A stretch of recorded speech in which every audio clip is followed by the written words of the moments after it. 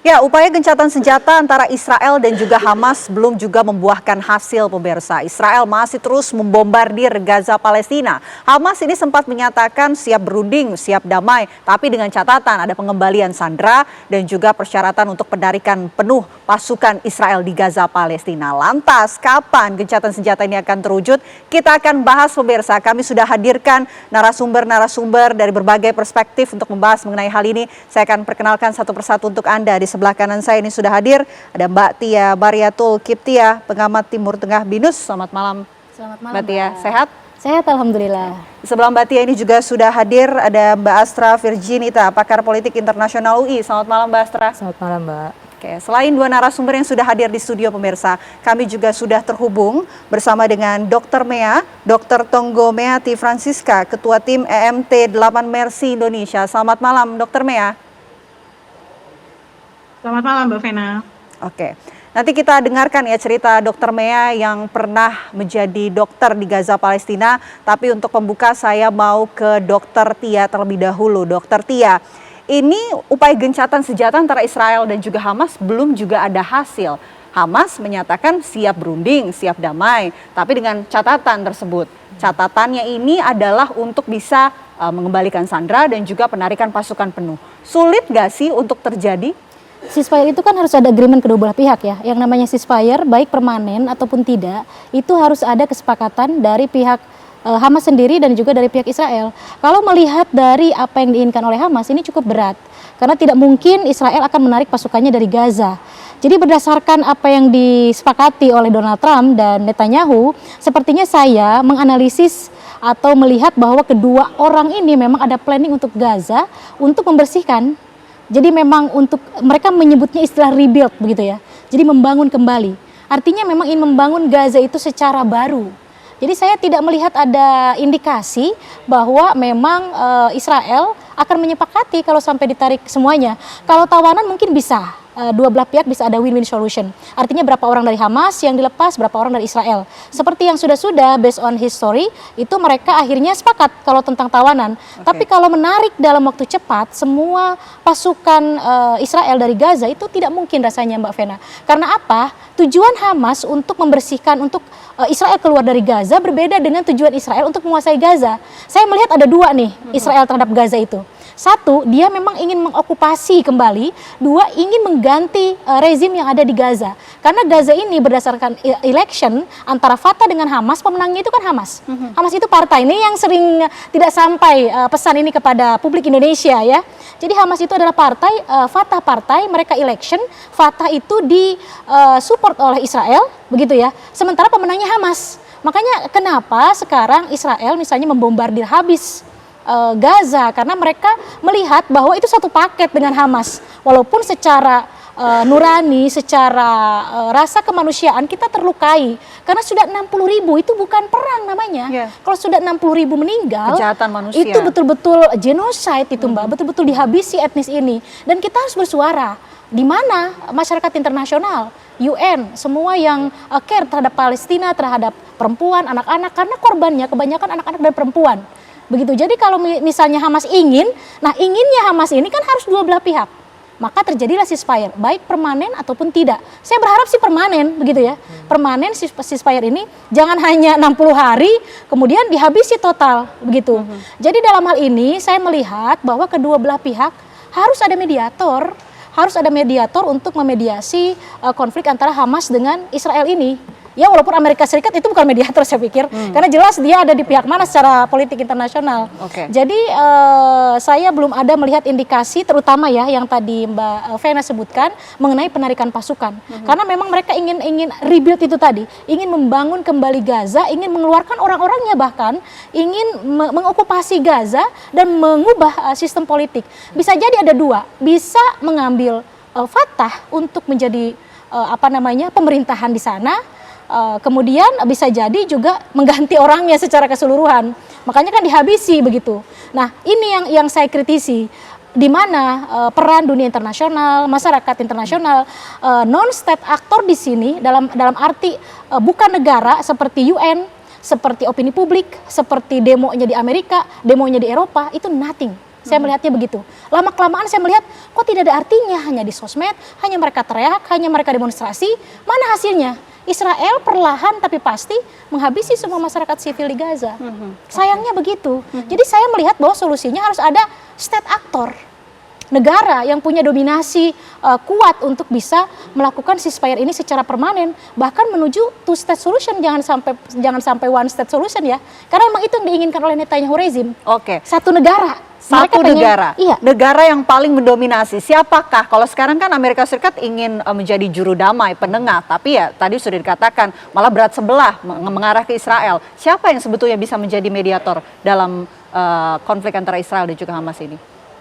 Oke. Kalau dari sisi mediator, saya kira kita berharap ada negara-negara yang kemudian juga punya kekuatan yang kurang lebih sama gitu ya, yang bisa memainkan peran yang dominan di dalam isu Timur Tengah ini. Jadi, misal kita bisa bicara berkaitan dengan bagaimana negara-negara yang besar lainnya, yang terutama yang punya hak veto ya dalam konteks ini ya, yang punya hak veto untuk bisa memiliki sense yang sangat sangat kuat terhadap krisis kemanusiaan yang terjadi di Gaza gitu ya. Menurut saya ini bisa dilakukan gitu ya. Ketimbang main satu aktor menurut saya sulit.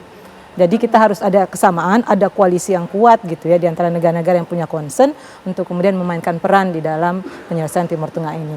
Bertumpu pada PBB tadi Mbak Tia sudah sampaikan bagaimana kemudian nyaris kita lihat PBB ini nggak punya kuasa gitu ya.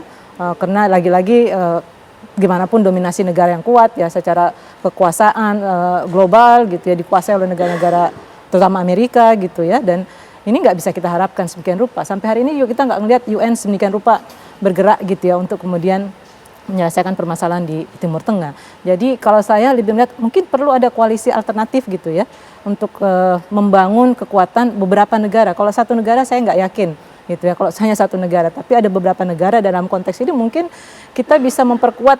Kalau dalam konteks ini ya, kita bisa melihat misalnya bagaimana kemudian membangun jembatan komunikasi antara negara-negara Arab dan negara-negara selatan lainnya gitu ya, untuk bisa membangun komunikasi dengan Israel gitu ya. Jadi kawasan Timur Tengah diperkuat gitu ya komunikasinya, dan kemudian narasi-narasi keadilan dari perspektif Global South. Jadi saya nggak begitu melihat North ini atau negara-negara utara, Amerika dan sekutunya ini akan bisa menyelesaikan persoalan ini dengan baik gitu ya.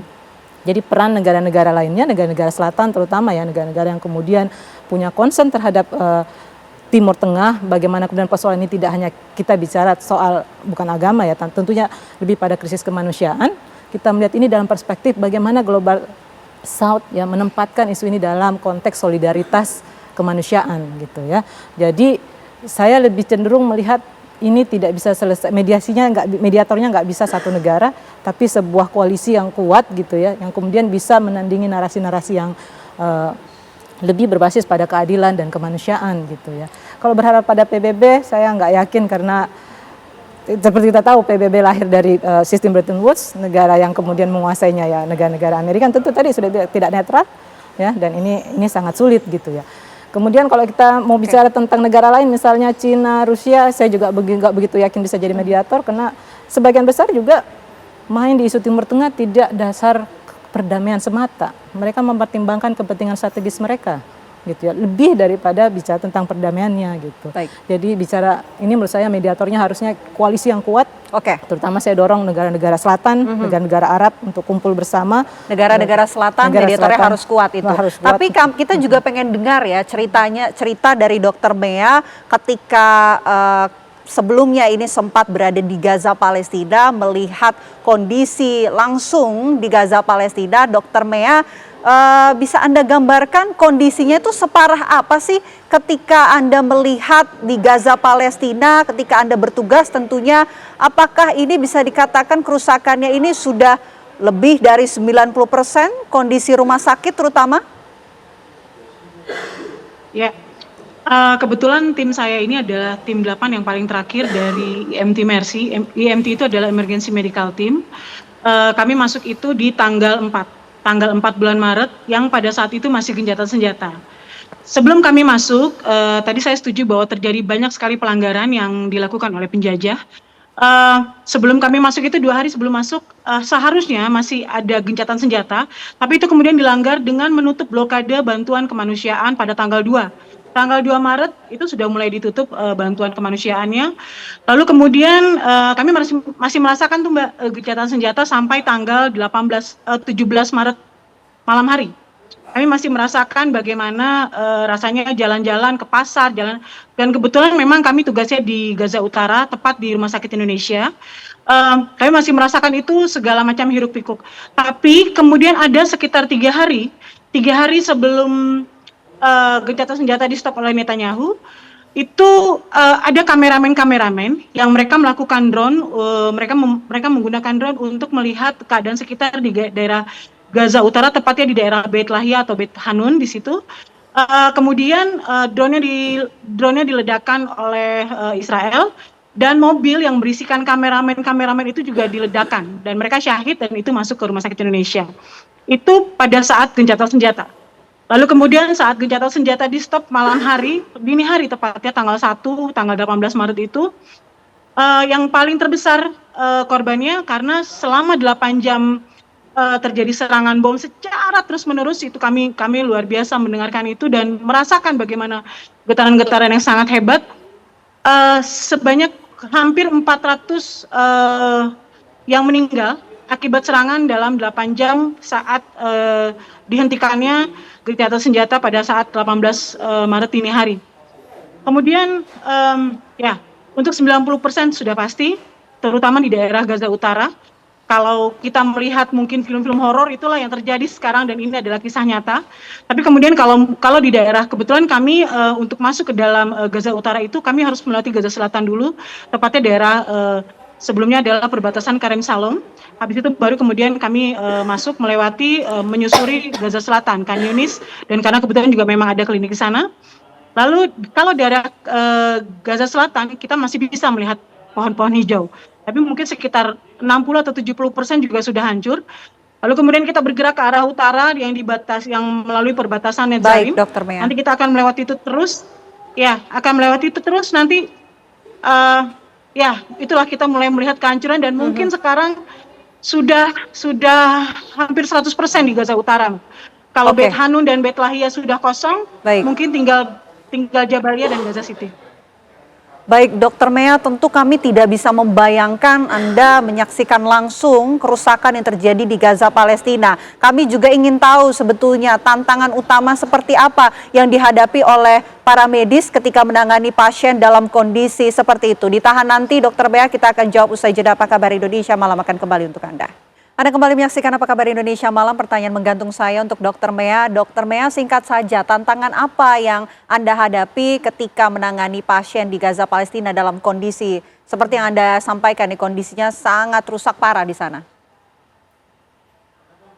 Yang pasti sebenarnya sih kami tidak ada tantangan apapun, tapi mungkin bantuan-bantuan staff seperti sarana-sarana obat-obatan dan peralatannya itu yang memang agak sedikit sulit di Gaza pada saat itu. Tapi yang pasti kami hanya meminta agar segera dibuka bantuan kemanusiaan, terutama medis ya. Medik, apalagi sekarang kita sudah dengar bahwa untuk cuci darah, peralatan cuci darah semuanya sudah di stop kegiatannya, itu yang karena akibat dari blokade kemanusiaan ini. Jadi mungkin memang benar tekanan dunia internasional untuk memberikan pressure kepada Israel itu paling penting sekali. Apalagi sekarang medis mulai dibidik, yang terbaru adalah Alayaham Dr. Marwan. Oke, baik. Saya mau ke Mbak Astra kalau begitu. Mbak Astra, ini kan tadi dikatakan butuh mediator yang kuat, yang dominan. Nah sekarang kan untuk proposal gencatan 60 hari ini kan sudah akan dikirim ke Qatar dan juga Mesir. Apakah Qatar dan Mesir ini cukup kuat untuk menjadi mediator? Saya kira untuk di kawasan cukup kuat ya, terutama berkaitan dengan Qatar kan juga dekat dengan Amerika Serikat ya. Jadi rasanya ini bisa jadi satu solusi juga, tapi bertumpu pada dua aktor ini menurut saya tidak cukup juga gitu. Tetap butuh tadi ya dukungan dari seluruh masyarakat internasional tentunya, dan juga tentu dukungan dari yang saya sebut tadi, koalisi dari tidak hanya dua negara ini, tapi bagaimana negara-negara Arab bersatu untuk melihat, dan juga tentu dorongan dari negara-negara global South lainnya untuk memastikan bahwa ini tuh terjaga, situasi terjaga, dan juga gencatan senjata yang tadi ingin dituju itu bisa tercapai gitu ya.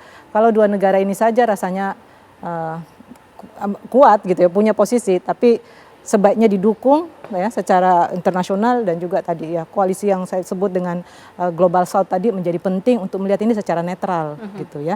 Jadi tidak melihat ini sebagai sebuah pertarungan geopolitik yang sedemikian rupa secara strategis, tapi lebih melihat ini sebagai krisis kemanusiaan yang harus segera diselesaikan gitu ya, dengan basis keadilan dan kemanusiaan tadi. Jadi basisnya solidaritas menjadi kata kunci menurut saya untuk membuat narasi-narasi tentang gencatan senjata ini bisa tercapai, ketimbang bicara tentang aspek geopolitiknya gitu ya. Jadi solidaritas kata kunci yang penting untuk dibuat narasinya sedemikian rupa sehingga dan Global South yang lebih netral bermain gitu ya, atau memainkan peran di dalam penyelesaian ini. Oke, solidaritas kata kuncinya. Tapi kalau dari Mbak Tia nih, adakah mungkin solusi lain yang bisa menyelesaikan ataupun agar terwujudnya gencatan senjata antara Israel dan juga Hamas? Saya awalnya optimis dengan opini publik, ya, karena berdasarkan teori di HI, opini publik itu bisa menjadikan foreign policy atau kebijakan luar negeri satu negara. Jadi ketika ada tekanan di demonstrasi di Amerika Serikat misalnya, walaupun Amerika pro terhadap Israel, tapi ternyata publiknya tidak. Banyak demonstrasi buktinya di sana. Sekarang bagaimana dengan negara Eropa? Sekarang mulai banyak demonstrasi di negara-negara Eropa. Bagaimana opini publik terbentuk di sana dan pro mendengungkan Free Palestine. Tadinya saya optimis, Mbak Vena, tadinya. Tapi kok kesini ternyata itu hanya seolah-olah teriakan di medsos begitu ya, atau hanya terjadi demonstrasi, dan itu ternyata tidak cukup mempengaruhi foreign policy-nya baik di UK, di Prancis, di negara-negara Uni Eropa ataupun di Amerika Serikat sendiri. Yang saya bilang maaf, Trump tuh agak sedikit keras kepala begitu ya. Dia betul-betul keinginan dia sendiri, tidak betul-betul pay attention terhadap opini publik yang berkembang di sana, kecuali kalau memang itu penekanan opini publik itu luar biasa yang bisa ada istilah pemakzulan untuk Trump sendiri. Mungkin bisa itu mempengaruhi. Tapi selama itu tidak, maka itu opini publik tidak mempengaruhi. Artinya memang harus ada solusi dari state actor atau aktor negara. Di sini saya sepakat tadi yang Mbak Vena dan Mbak Azra bilang, satu Qatar, karena Qatar itu punya kedekatan dengan Hamas, punya kedekatan dengan Amerika Serikat. Artinya bisa berdialog dengan kedua belah pihak. Hanya Qatar di negara Timur Tengah yang bisa punya komunikasi baik dengan Hamas. Hamas hanya nurut dengan Qatar, nggak mungkin dengan Saudi. Secara politik global itu Saudi tidak suka dengan Hamas. Makanya saya bilang nih kepada publik Indonesia, kenapa Saudi negara Islam tidak pay attention terhadap Palestina? Karena memang yang disibukkan oleh Israel itu kan Gaza, Hamasnya, bukan Palestina secara keseluruhan. Jadi Saudi diam gitu. Nah, Mesir itu karena berbatasan, oke, itu bagus. Mesir, Qatar karena punya komunikasi politik yang baik dengan Hamas dan dengan Amerika. Tapi saya pikir Saudi bisa menekan lewat investasi Saudi Amerika. Ya. Selain Qatar dan juga Mesir, ada Betul. Saudi juga yang jadi bisa ikut. Penekanannya bukan ke Hamasnya, tapi ke Amerika. Gue tarik nih investasinya, nah gitu ya. Jadi Amerika nanti bisa menekan karena Israel itu hanya kalah oleh Amerika. Udah tidak bisa dengan yang lain gitu. Baik, tentu kita nantikan ya. Mudah-mudahan segera ada perubahan, segera ada solusi dari Israel dan juga Hamas untuk bisa sepakat gencatan senjata ataupun perdamaian, karena banyak jutaan warga Gaza tentunya yang menantikan adanya bantuan masuk dan juga kondisi ini semakin membaik. Terima kasih Mbak Tia atas waktunya, terima kasih Mbak Astra, terima kasih juga Dr. Mea atas waktunya di Apa Kabar Indonesia Malam. Selamat malam.